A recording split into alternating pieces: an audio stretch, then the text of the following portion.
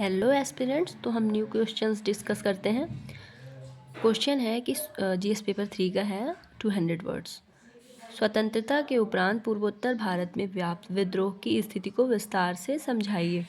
जैसा कि हमें सभी को पता है, हमारी जो नॉर्थ ईस्ट जो स्टेट्स हैं वो उनमें अभी भी शांति नहीं आई है। तो करंट्स में भी ये चीज़ें चलती रहती हैं। तो आपने जनरली जीएस पेपर 3 तक 1 2 3 में करंट अफेयर से रिलेटेड स्कीम्स हो गई, इस पर बहुत फोकस करना है। सबसे पहले जो हमारा फर्स्ट स्टेप होना चाहिए, स्टैटिक पोर्शन के साथ हमें करंट अफेयर्स पे भी उतना ही फोकस करना है। आप क्वेश्चंस में देखेंगे 50 to 60% जो है हमारे वो करंट अफेयर्स से रिलेटेड क्वेश्चंस होते हैं, जिसमें स्कीम्स हो गई, कोई कॉरिडोर बन रहा है डेवलपमेंट से रिलेटेड, या इंफ्रास्ट्रक्चर, आधारभूत संरचना, ऐसी चीज़ें, या फिर कुछ कॉन्फ्लिक्ट्स चल रहे हैं स्टेट्स वगैरह के, इस पे फोकस होता है।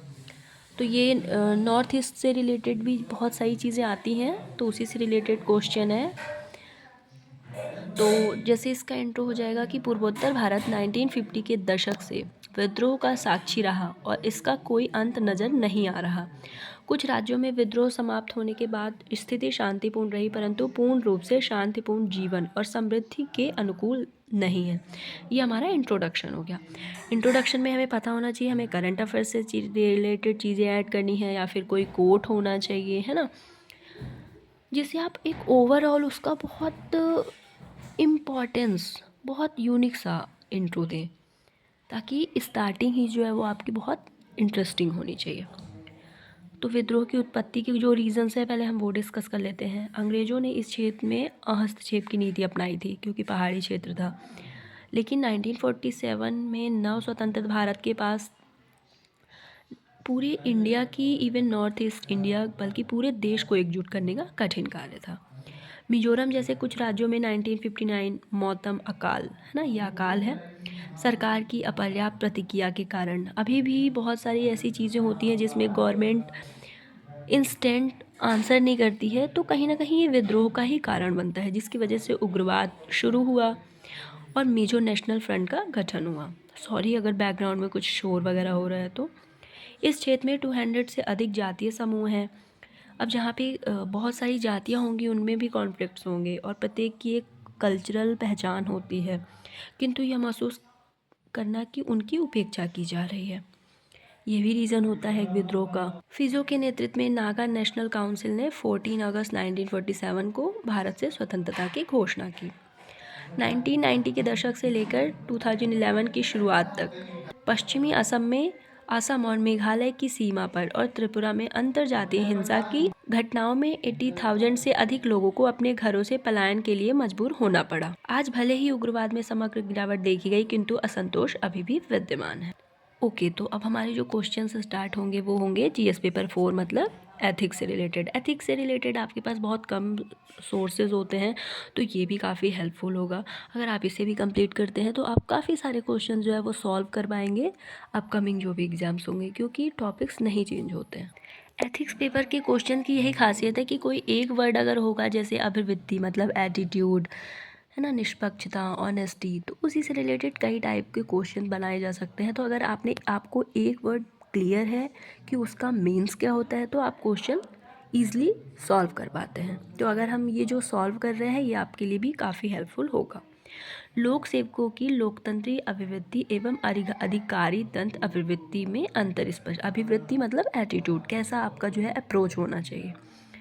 तो एक जो लोक सेवक है, एक सिविल, अगर आप सिविल सर्वेंट बनते हैं तो आपका जो एक लोकतंत्री मतलब समाज के बीच में आप चीज़ों को कैसे सॉल्व करेंगे और एक एज अ ऑफिसर कैसे सॉल्व करेंगे, वही एटीट्यूड के बारे में बात हो रही है। तो 125 वर्ड्स का है, तो मैंने बहुत ईजिली, देखिए इतने में हमारा ये सॉल्व हो गया है। ज़्यादा वर्ड्स भी वेस्ट नहीं हुए और चीज़ें ईजिली सॉल्व हो गई।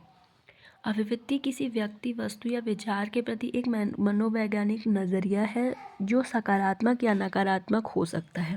लोकतांत्रिक अभिव्यक्ति नागरिकों की ज़रूरतों के प्रति जवाबदेही, नवाचार और सार्वजनिक सेवा पर केंद्रित अधिकारी तंत्र, तटस्थता, नियम आधारित कार्यप्रणाली पर आधारित है।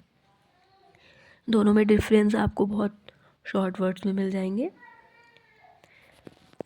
ये हमारे अधिकारी तंत्र अभिव्यक्ति है, ये हमारी लोकतंत्र अभिव्यक्ति है, ये दोनों में डिफरेंस है। ये देख लेंगे और फिर हमारा आ गया इंट्रो। संक्षेप में कह सकते हैं कि लोकतंत्र या विविधीय एवं तंत्र या विविधीय दोनों की आवश्यकता बनी हुई है। अब हम आते हैं नेक्स्ट क्वेश्चन पर। निष्पक्षता। निष्पक्षता को परिभाषित कीजिए और कमज़ोर वर्ग की समस्याओं के समाधान में निष्पक्षता मतलब किसी एक की साइड ना लेना। अब ये क्वेश्चन भी दो पार्ट में डिवाइड है। सबसे पहले हमें निष्पक्षता परिभाषित करना है कि निष्पक्षता क्या है और कमज़ोर वर्ग की समस्या जो प्रॉब्लम्स हैं उनके सॉल्यूशन में क्या भूमिका निभाता है निष्पक्षता। निष्पक्षता न्याय एक सिद्धांत है जिसके अनुसार निर्णय पूर्वाग्रह मतलब पहले से आपके माइंड में फीडबैक चीज़ें ना चल रही हों, पक्षपात, किसी एक का साइड लेना या अनुचित कारणों से एक व्यक्ति को दूसरे की तुलना में प्राथमिकता देने की बजाय वस्तुनिष्ठ मानदंडों पर आधारित होना चाहिए। जो वैलिड रीज़न हो उसके आधार पर जो है उसे चीज़ें अवेलेबल की जाए। निष्पक्षता न्याय का प्रमुख सिद्धांत है तथा एक लोक सेवक का मूल्य भी तो कर्तव्य को निभाने में योगदान देना है। यह भूमिका भेदभाव और पक्षपाती निर्णय रोकना, सामाजिक न्याय प्रदान करना, विश्वास निर्माण करना और न्याय संगत समाज बनाने में भी इसकी भूमिका है। आई होप कि आपको ये हेल्पफुल होगा।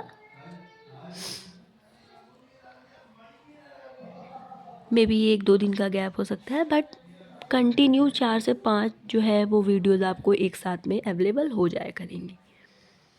तब तक आप जब तक वेट करना पड़े आप इन क्वेश्चंस को अगेन एंड अगेन सॉल्व कर सकते हैं, इससे आपको हेल्पफुल होगा। Okay for today, thank you so much.